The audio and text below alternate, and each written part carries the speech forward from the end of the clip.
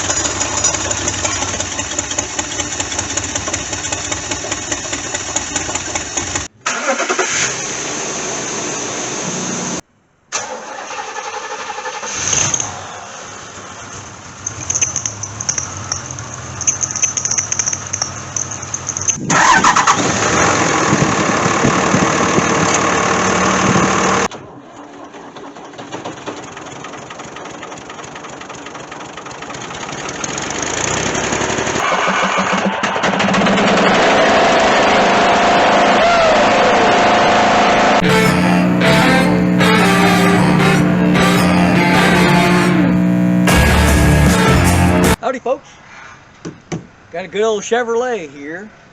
She's got a little bit of rust. Well, frame's got a crack in it, I'll show you that in a second. We need to get this truck fixed up so he can keep driving. Doesn't gotta be pretty, we just need to make it happen. So remember to subscribe, let's get started. As you can see, there's a problem here. We've got a crack here, a hole here.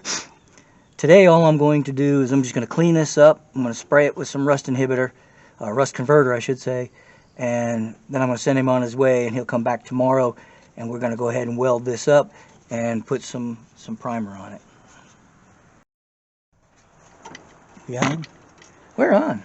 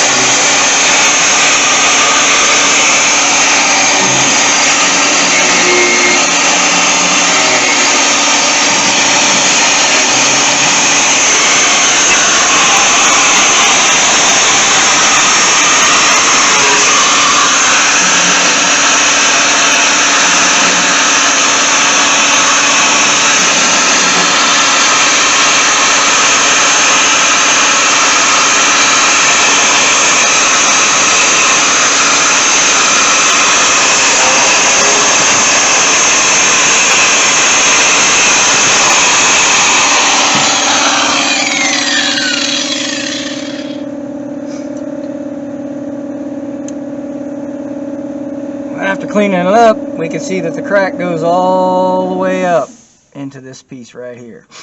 So we're going to go ahead and spray it with some phosphoric acid just to clean it up. And we've got a gas tank behind this. That's great. Well, we're going to use a piece of C-channel, but we're going to weld this up first. But there's not a lot of integrity there. But we'll weld this, and then we'll put a plate over it and weld it. And I'm going to have to get some kind of a heat shield to go between here and that gas tank before we start welding, because otherwise not a happy experience. There's a fuel line right here. So, alright, well, let's just get the spray on there and we'll see him tomorrow. Y'all have seen me use this in other videos. It's phosphoric acid. Phosphoric. This is just called Ospo. It's just a brand. They have other brands. Don't care what brand you use. This has been good to me, so this is what I use. I'm just going to spray this on here. And what you're not going to see is I'm going to crawl up under this thing and I'm going to spray the back side too, so that I can, make sure this isn't going to rust again. But as you can see, it's already starting to change the color. And tomorrow when he comes back, this should be mostly black. You might have a little rust color, but it'll convert it back into steel so that we have a viable metal to use. As you can see, we're put that phosphoric acid on there, and this has turned into a nice hard metal, not rust anymore. So we're going to have to grind and get down to, because you can't really weld this stuff, you got to get up to the other side of it. And so we're going to grind it, and I'm going to probably bring it back to here. What I'm going to do, we're going to put a plate over it, but I need to get up underneath it. Let me try that in English.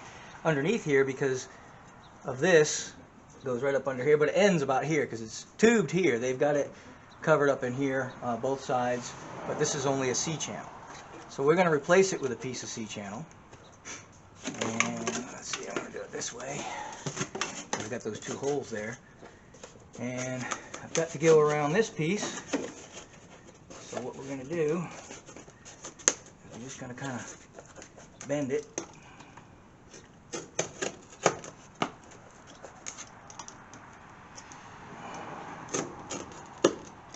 By the way, it's a bad idea to make the knife go towards your hand.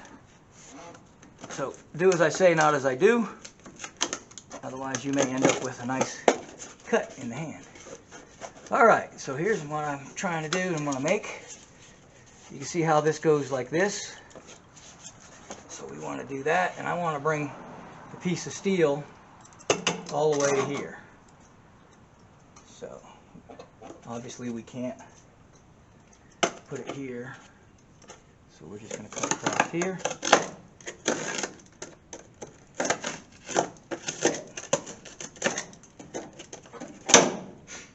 There we go.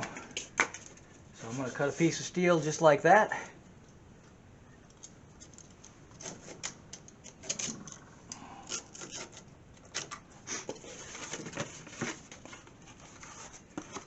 There we go. That's what we're going to make, without the holes, of course.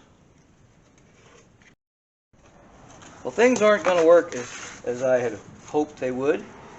Reason being, the way this is bent, because of the curve in the frame, I'm coming off of my piece of steel here.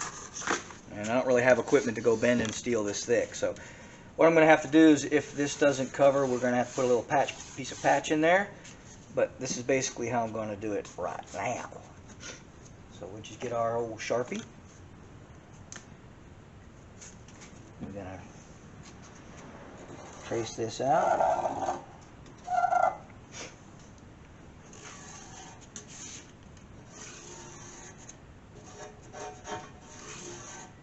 Alright. Okay, so we're going to end it here.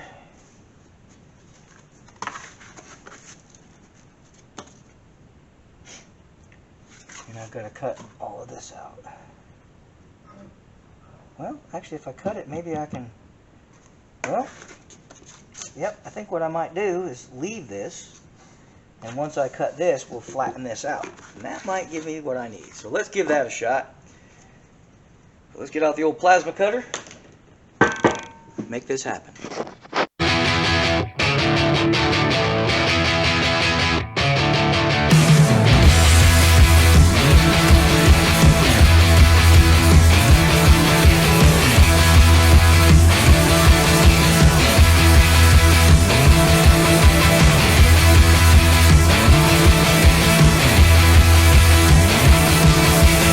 We cut this line here, then we heated this corner up with a torch.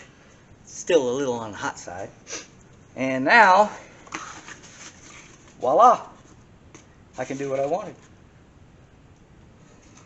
Now, if this cardboard bursts into flames, it's because it's really hot. It actually is melting my Sharpie. So, I may have to wait till it cools down a little bit.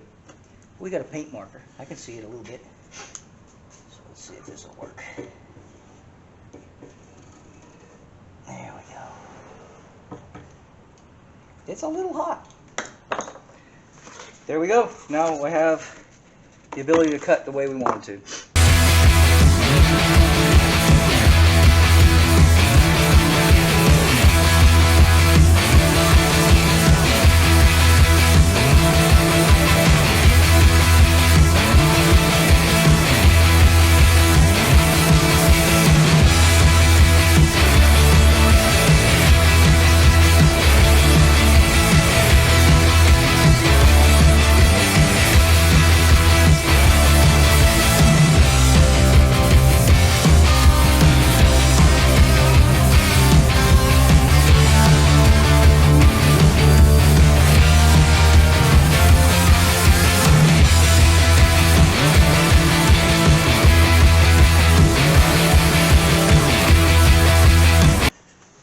Put some of that rusty metal primer on there that I like so much.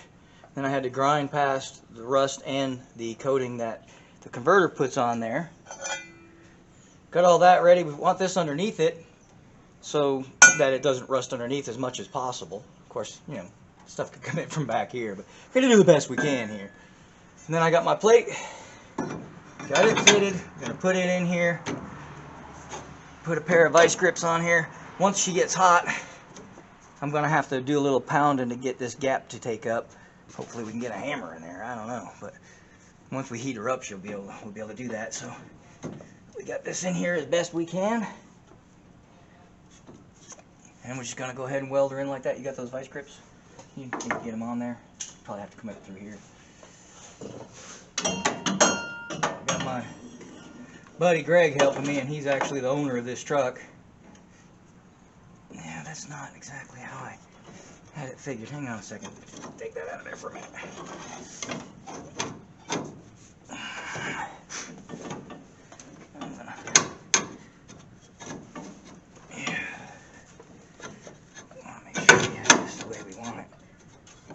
Like that. Okay, go ahead. Nope, hang on. Dang it. Right there. Yeah, there we go. Now we're still back to this big gap over here. I don't like that, but yes, hang on a second. I want to get rid of that gap as much as possible. So if we go like this, then I got a gap here though, right? Nope, I don't. Okay. So then I'm still a little high here, I think. All right, go ahead, crimp it. Got it? All right. Okay. So that's where she's going to be. If you'll notice, I still have a hole here. We might try to fill that with weld if we can, if it doesn't blow away on me. The crack goes to here. We're going to make sure we put a weld across that. So we'll probably double weld here. Going to weld this. Once I get down in here, we're going to try to get this heated up and pound it up against tight so that I can get up in here and weld that.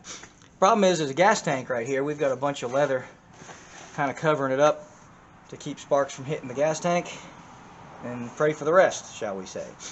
There we go. This is what we're going to do. Before you do any welding on your car or truck or vehicle, period, especially these later model vehicles, always take the negative cable. You could take the positive one too. If you disconnect the battery altogether, that's probably best. But at least disconnect the negative terminal, because what's going to happen is basically when you strike an arc against the frame on this, it's going to send all that voltage through this negative cable to the battery.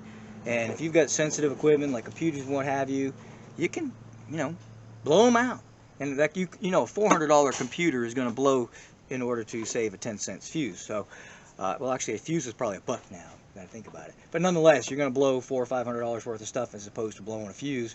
So it's always best take that negative ground terminal off, and that way you don't have to worry about it.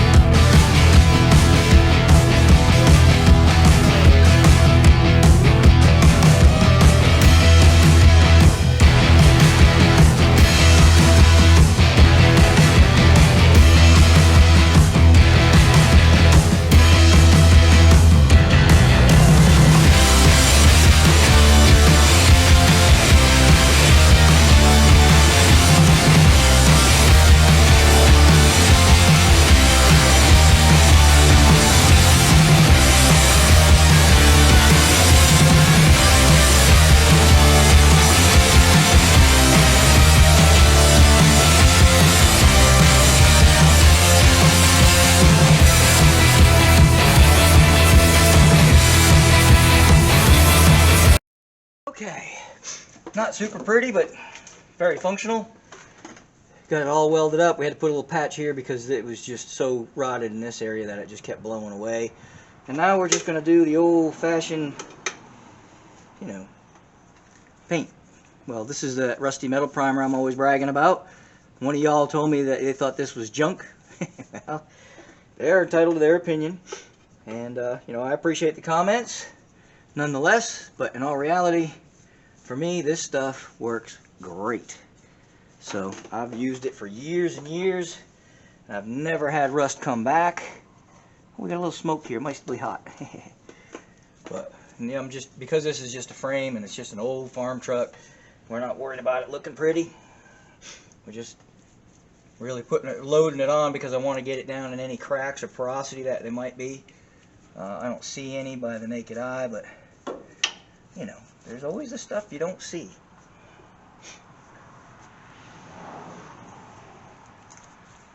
And this is just basically functional, is what we're after here, not aesthetics. So, and I'm gonna have, because I don't like to get dirty, I'm gonna have my buddy Greg, whose truck this is, he's actually gonna go and paint the back side of this. But there you go. Ain't that pretty? And we can put a little undercoat on that afterwards, because this will probably outlast the rest of the truck. As usual, I appreciate y'all watching. Please subscribe. That's very important for me. Hit the like button. That never hurts either. But this old Chevy's probably going to last another, you know, 2, 3, 4 days maybe, because, you know, we fixed the crack in the frame. It was pretty bad, as you could see. Looks a lot better now. Let them drive it a little bit, see if anything starts to re-emerge, and see if we get stress cracks anywhere else. And we might have to go welding on her a little bit more. But not an ideal fix. Reality, we'd probably put a plate front and back, and or just replace that section of frame. But this is just an old rusty truck, and if you saw the underside of this thing, that patch is going to way outlast the rest of the truck. But she runs good, you know, typical bow tie, you know, keeps on running. But thank you folks for watching. I appreciate it. Time to go.